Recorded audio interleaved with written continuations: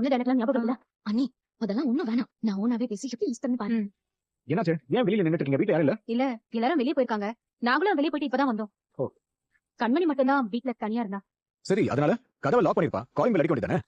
ரொம்ப நேரம் அடிச்சுட்டே தான் இருக்கும். ஆனா திறக்கவே மாட்டேங்க. குளிச்சுக்கிட்டு இருக்கலாம் தெரியல. ஒரு நிமிஷம் இருங்க. அன்பு.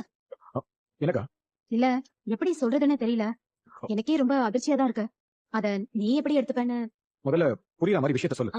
ஒண்ணும் இல்ல. வீட்ல கண்மணி மட்டும் தான் இருந்தா. ஆனா இப்ப வந்தா உள்ள. வந்தா என்ன ஆச்சு? ஏன் நீங்க ரெண்டு பேரும் இவ்வளவு டென்ஷன் ஆக்கீங்க? உள்ளனா உள்ள என்ன? இல்லடா, உள்ள ஏதோ ஆம்பளை குரல் கேக்குது. ஆம்பளை குரல்?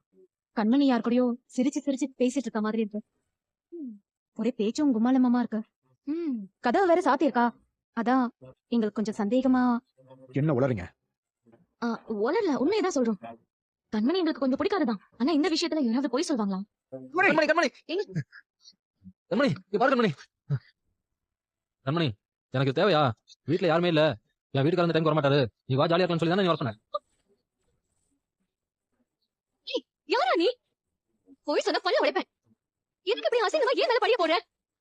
ஏங்க, இவன் எப்படி உள்ள வந்தானே எனக்கு தெரியலங்க. தெரியுதா என்னன்னு தெரியல. முதல்ல இவனை போலீஸ் புடிச்சு கொடுங்க. அடி பாவி, மாட்டிக்கிட்டதும் கள்ள காதலன்னு திருட நாக்கிட்ட பாத்தியா?